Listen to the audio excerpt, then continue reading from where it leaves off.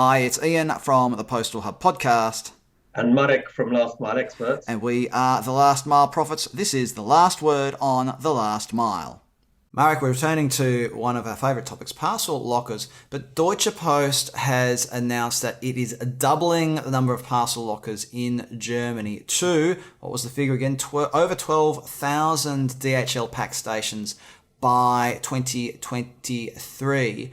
And part of the announcement was that it's going to do away with screens as well. So some of the, I think 200 of the new machines will be purely app control, so via the phone. Now, let's start with the figure, 12,000 by 2023. And that is, if I've read correctly, if Google Translate has done its job, because my German is not so great these days, or nicht so gut these days, 1 million parcel compartments will be ready by the end of 2022. So these are big numbers for a big country, Marek. Well, this is the thing. I'm not so sure they are such big numbers. Because let's remember that, Deutsche Post is effectively the mother or the father or mother and father of lockers. They invented a lot of the key ideas behind this. In fact, they've got patents that I think are still running till either the end of this year or next year. So, these guys really, really got the idea going. And what worries me is that you've got China, which is special. So let's not talk about the 400,000 machines in China.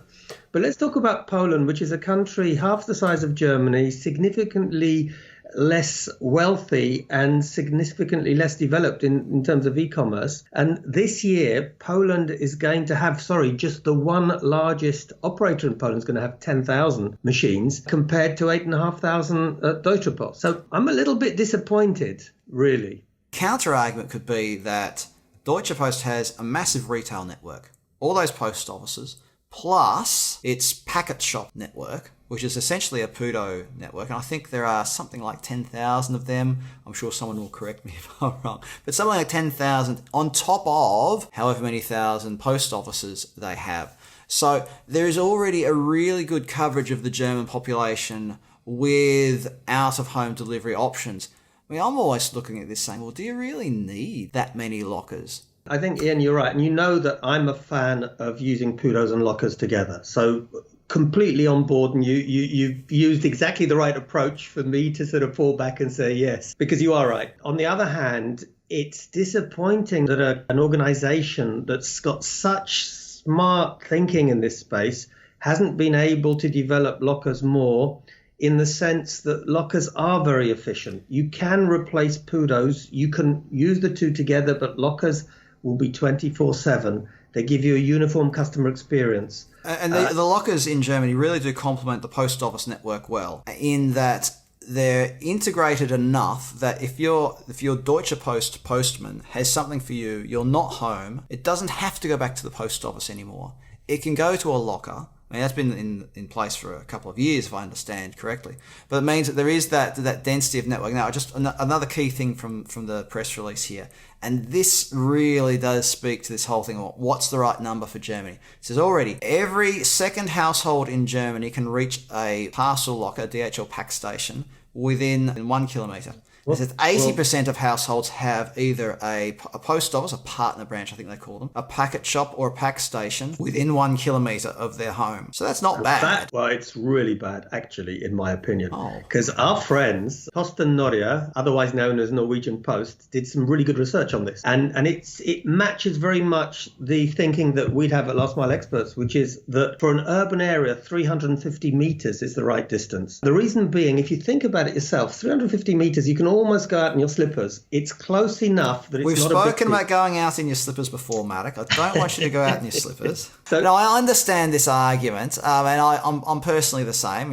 If I have a parcel locker across the street, I'll go there. If it's a kilometre away, I'm not going to. That's exactly it. And I'll just add the second part of the research. What is the maximum acceptable distance in an urban area? And it's not a kilometre, it's 500 metres. So I think this is not good news. And what surprises me, a company that is so customer-centric, a company that's so smart, a company that has actually developed this technology should be able to walk the talk on this. So at the moment, the density of machines is much, much higher in places like Poland, or I shouldn't forget to mention our friends in Finland, where Posti's doing an awful lot of stuff in this space. Well, they've come from the clouds, haven't they? The Finns have gone right. We're going to go crazy with parcel lockers and create a very dense network for a country that is sparsely populated for much of it as well. You mentioned at the outset that Deutsche Post was one of the pioneers of parcel lockers, and that is without question they are one of the pioneers, and that the Packstations, the great big yellow Packstations, are one of the most recognisable parcel locker networks in the world, or for those of us in the sector anyway. But my recollection is that those early machines also had a bit of complexity about them, both in the way that people could use them and in the way that they were set up. Now, just let's contrast that with what they're saying now, that 200 machines will be, have no screen and will be controlled, that effectively the user controls it with an app. I think they're going to be next-gen Switchbox type machines, which are very simple, lower cost. But if you go back to what you started with, it's a really good point. I think that, and I've seen this at Amazon as well, the machines were over-engineered at the beginning. Some super smart guys looked at them, but to be fair to Deutsche Post, because no one had any real experience. Because they were the pioneers, nobody knew what to do. And if you think about now, these lockers that are very simple, they don't have a credit card reader, they don't have a printer, they don't even have a touch screen or a keyboard.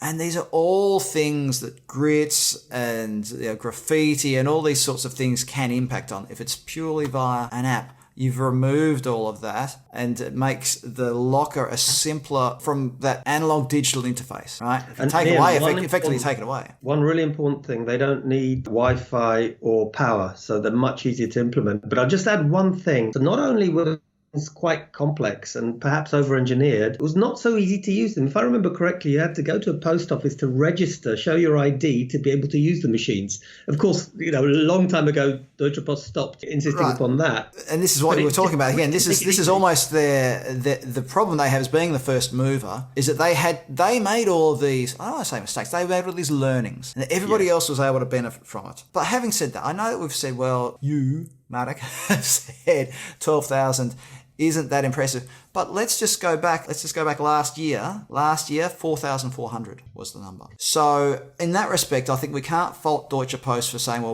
for really ramping it up. 4,400 in 2019, 6,500 this year, 2020. Next year, they're planning for 8,500. Then the year after, 10,500. In 2023, a total of 12,000. That is effectively doubling the size of the network in a few years. So, well, I'm going to challenge you, Ian, and I'll tell you how I'm going to challenge you, because as you know, Last Mile Experts have just done some research throughout Europe, and the fastest growing market in terms of numbers, should we say large market, because I think there's some smaller ones where the percentages will be even better. Oh, like Luxembourg, yeah. Exactly. So in Poland, locker numbers grew by about 100%, 100. Now, that doesn't come anywhere close in terms of what Germans are doing. So I think there is still a lot of scope. There is an opportunity because these guys have got resources and they're super smart. For sure. Yeah. They need to reprioritize. Now, I want to quickly throw something in here, and that is Amazon is very active in Germany. It has its own locker network. It has its own last mile delivery network. Is there a bit of thinking here? We better get ourselves set up before Amazon eats our lunch. Could even a company as big and influential as Deutsche Post DHL have an eye over its shoulder thanks to the big A? Well, I'm sure they're looking at that. It's one of their biggest customers. I was shocked about what's happening in the UK, where almost sort of behind the scenes, Amazon has become the absolute dominant number one locker player. We're talking about something like 3,000 to 4,000 machines, which is far less than the UK needs. But the next player in line at the moment is InPost with about 1,000. And I think, yes, that is one of the reasons. So you can never be complacent with Amazon around. And now, again, just one last thing really quickly, because we've gone over time, but coronavirus and the growth in contactless delivery will also undoubtedly influence the usage and the future growth of lockers in Germany, as we've seen in other countries. Marek, we've run out of time. We've got to wrap it up here. One thing I just need to say, one of the next episodes, I think we can talk about what Deutsche Post would need to do to regain the initiative. So watch this space. Follow us, LinkedIn, YouTube, wherever. Thanks, Marek. Thanks, everyone.